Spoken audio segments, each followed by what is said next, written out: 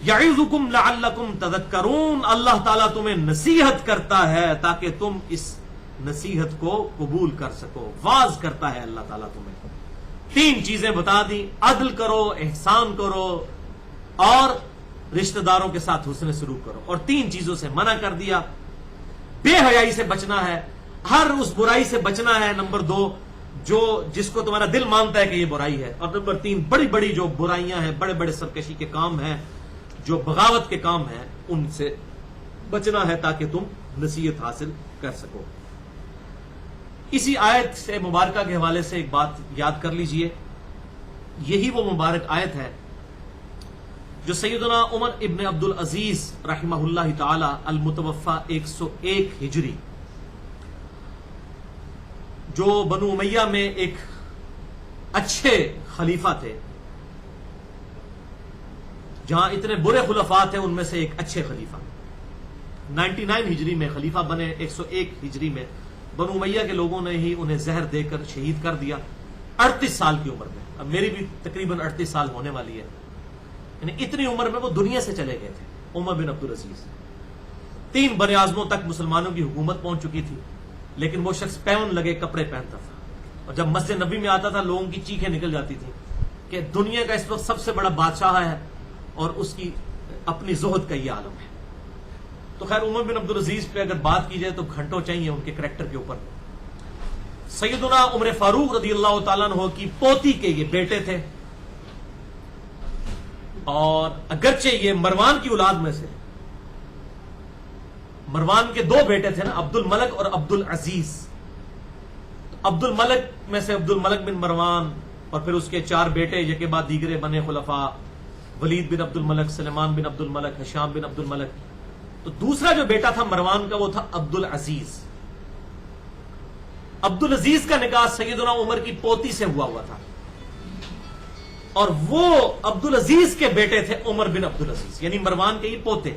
اب دیکھیں نا جی، اسی لیے وہ مثال دی جاتی ہے نا کہ امام جعفر صادق علیہ السلام کہا کرتے تھے کہ عمر بن عبد العزیز کی مثال بنو امیہ میں ویسے ہی ہے جیسا کہ موسیٰ علیہ السلام کی مثال جو ہے آل فرعون میں، یعنی موسیٰ علیہ السلام کی پرورش ہوئی تو فرعونیوں کے اندر، لیکن موسیٰ علیہ السلام کے کیا کہنے، یہاں پر بھی عمر بن عبد العزیز ہے تو آل امیہ میں سے تھے، لیکن زہد و برا میں وہ اور حدیث کی فیلڈ کے اندر، قرآن کی فیلڈ کے اندر اپنے زمانے کے امام تھے، بڑے بڑے محدثین ان سے جا کے علم سیکھتے تھے، اور ان کی جو تربیت ہے وہ عبداللہ ابن عباس رضی اللہ تعالیٰ عنہ کے شاگرد تھے عبید اللہ، انہوں نے ان کی تربیت کی ہوئی تھی بچپن میں۔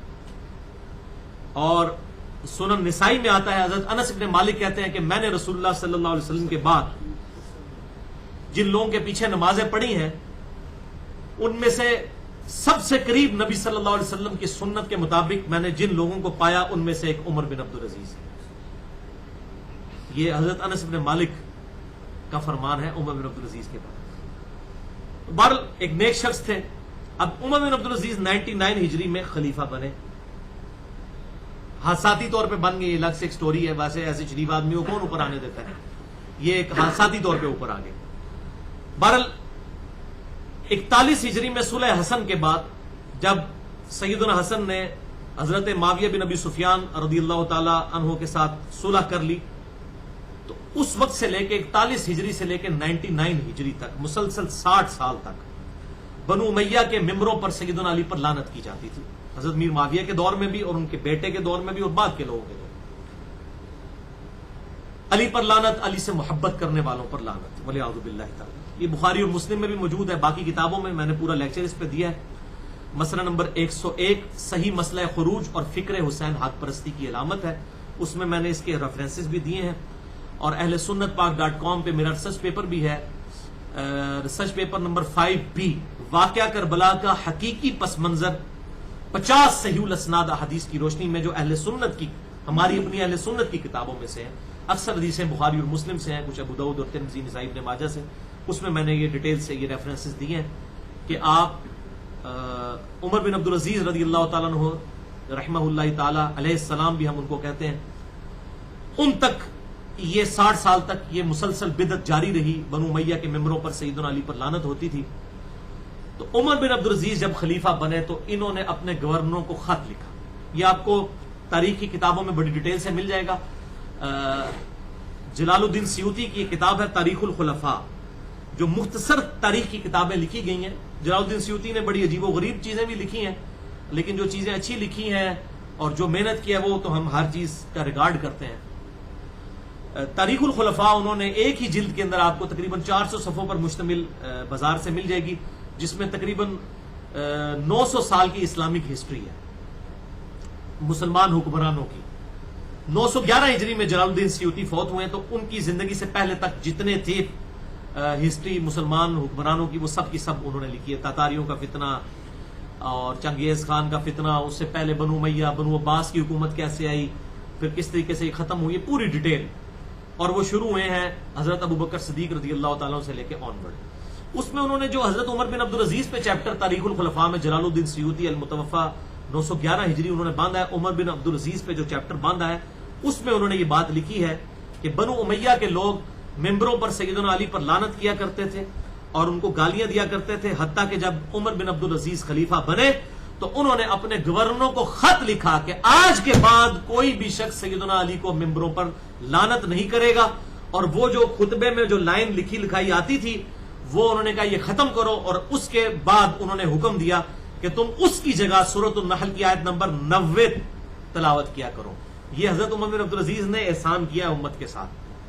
علی پہ لعنت اور علی سے محبت کرنے والوں پر لعنت اس کو چھوڑ کر پڑھو ان اللہ یأمر بالعدل والاحسان وایتاء ذی القربى وینہی عن الفحشاء والمنکر والبغی یعظکم لعلکم تذکرون. ظاہر ہے یہ بے حیائی کا کام بھی تھا، بغاوت کا بھی کام تھا اور عدل و انصاف سے ہٹنے والی بات تھی. اس کی جگہ یہ آیت عمر بن عبدالعزیز رحمہ اللہ تعالی رضی اللہ تعالی عنہ علیہ السلام، اللہ تعالیٰ کی کروڑوں رحمتیں ہوں ان پر. اور اسی لیے آپ دیکھیں یہ وہ شخص ہے کہ اگرچہ بنو امیہ سے ہے لیکن اہل سنت اور اہل تشیع دونوں کے ہاں ان کی عزت کی جاتی ہے. سیدنا عمر بن عبدالعزیز رضی اللہ تعالی عنہ رحمہ اللہ تعالی علیہ السلام. تو یہ انصاف تھا کہ میں اس آیت کے حوالے سے یہ بات بتا دیتا. بل یہاں پر میں ایک پریکٹیکلی اپنی ایکسپیرینس کے طور پہ یہ جملہ بولوں گا کہ بھائیوں، پریکٹیکلی جو مسلمانوں کے دو دھڑے بن گئے شروع میں، اہل سنت اور اہل تشیع کی شکل میں، اور پھر بعد میں وہ رافضی ہو گئے، صحابہ پر انہوں نے لعنت شروع کر دی. یعنی وہی بدعت جو معاویہ بن ابی سفیان رضی اللہ تعالیٰ عنہ کے دور سے شروع ہوئی، وہی بدعت پھر اہل تشیع کے ہاں آ گئی. انہوں نے اپنا غصہ بنو امیہ پر نکالنے کے لیے انہوں نے ابوبکر عمر عثمان کے اوپر لعنت کرنا شروع کر دی، معاذ اللہ استغفر اللہ. اس لیے مجھ سے تو کوئی رافضی ملے تو میں اس کو کہتا ہوں، وہ کہتا ہے جی آپ کا ہمارا کیا اختلاف ہے؟ میں کہتا ہوں ایک ہی بھائی اختلاف ہے، آپ معاویہ کے شیعہ ہو اور ہم علی کے شیعہ ہیں. علی کی سنت یہ ہے کہ جو ان پر لعنت بھی کرتے تھے، خوارج ان کو کافر بھی کہتے تھے. المصنف ابن ابی شیبہ میں آپ وہ چیپٹر جنگ نہروان والا پڑھ کے دیکھ لیں. ان حضرت علی سے پوچھا گیا یہ خوارج آپ کو کافر کہتے ہیں، ان کے بارے میں آپ کا کیا عقیدہ ہے؟ یہ منافق ہیں؟ انہوں نے کہا نہیں منافق نہیں، اتنی لمبی لمبی نمازیں پڑھتے ہیں، منافق ہوں تو کب یہ نماز پڑھ سکتے ہیں؟ قرآن تو کہتا ہے کہ منافق بہت تھوڑا اللہ کا ذکر کرتا ہے. پھر پوچھا ہے کافر؟ انہوں نے کہا نہیں کافر بھی نہیں ہے، ہمارے مسلمان بھائی ہیں بگوڑے ہو گئے. حالانکہ وہ حضرت علی کو کافر کہتے تھے. یعنی علی رضی اللہ تعالیٰ کو جو کافر کہہ رہے ہیں، حضرت علی ان کو کافر نہیں کہہ رہے، یہ کہہ رہے ہیں کہ ان کو تعویل کی غلطی لگی ہے. لہٰذا آج بھی اگر کوئی صحابہ کے بارے میں زبان درازی کرتا ہے تو زیادہ ٹینشن نہ لیں، اس کو سمجھانے کی کوشش کریں، کفر کا فتویٰ اس پہ نہ لگائیں. ورنہ سب سے پہلے تو حضرت علی ان کو کافر کہہ دیتے ہیں نا، جن کو وہ کافر کہہ رہے تھے. تو یہ حضرت علی نے ایک امت کو سبق دے دیا کہ بھائی اسلام جو ہے اللہ رسول اور قرآن کو ماننے کا نام ہے، باقی ہستیوں کا احترام اپنی جگہ ہے، لیکن اسلام سے نکالنے کے لیے کسی شخص کو اللہ رسول اور قرآن کا انکار کرنا پڑے گا، پھر وہ اسلام سے نکلے گا. ہستیوں کا ادب احترام اپنی جگہ پر، اس کی وجہ سے کوئی کفر اسلام کا فیصلہ نہیں ہو سکتا. کوئی اہل بدعت ہو سکتا ہے، آپ اس کو دوستی بھی کہہ سکتے ہیں، لیکن کفر اسلام کا فیصلہ جو ہے وہ اللہ رسول اور قرآن کی بنیاد کے اوپر ہوگا، نہ ابوبکر عمر عثمان و علی کی بنیاد پہ ہوگا، نہ کسی بزرگ کی بنیاد کے اوپر ہوگا. احترام اپنی جگہ، اعتراف کی نفی نہیں ہے، وہ احترام کا اعتراف ہے، اس کو اپنی جگہ رکھنا ہے اور پیار اور محبت کے ساتھ ان کو سمجھانا ہے. لہذا اہل سنت کے ہاں اس حوالے سے الحمدللہ انہوں نے صحیح شیعان علی ہونے کا ثبوت دیا کہ انہوں نے کسی صحابی پر لعنت نہیں کی. حتیٰ کہ معاویہ بن ابی سفیان، مغیرہ ابن شعبہ، عمر ابن عاص رضی اللہ عنہم اجمعین، تینوں لوگ جنہوں نے حضرت علی کو بہت تکلیفیں دی اور حضرت علی وفات تک ان لوگوں سے ناراض بھی رہے انہی وجہ کی وجہ سے، اس کے باوجود ہم سب اہل سنت آپ دیکھیں ان کو بھی رضی اللہ تعالیٰ عنہ کہتے ہیں، ان کی حدیثیں اپنی کتابوں میں لی ہیں، ان کی صحابیت کا انکار نہیں کیا. لہذا پریکٹیکلی اہل سنت نے یہ مقدمہ ون کر لیا ہے کہ اہل سنت صحابہ کے اوپر تبرہ نہیں کرتے. باقی وہ جو بدعت بنو امیہ کے دور میں شروع ہوئی وہ پھر رافضیوں کے اندر چلی گئی، اہل تشیع کے ہاں وہ پھر رافضی بن گئے. اس لیے تو میں کہتا ہوں کہ بھئی شیعان علی وہ ہیں جو سیدنا علی کی سنت پر عمل کرتے ہیں، اور شیعان بنو امیہ اور شیعان معاویہ وہ ہیں جو ان کے اس غلط طریقے کے اوپر عمل کر کے جو ہے وہ صحابہ کے اوپر لعنت کرتے ہیں. یا فیصلہ خود کرنا ہے آپ نے، شیعان علی بننا ہے شیعان معاویہ. تو اہل سنت نے الحمدللہ یہ مقدمہ ون کیا، اور یہ عمر بن عبدالعزیز نے جو وہ فتنہ دبا دیا اس وقت، الحمدللہ تا حال وہ دبا ہوا ہے.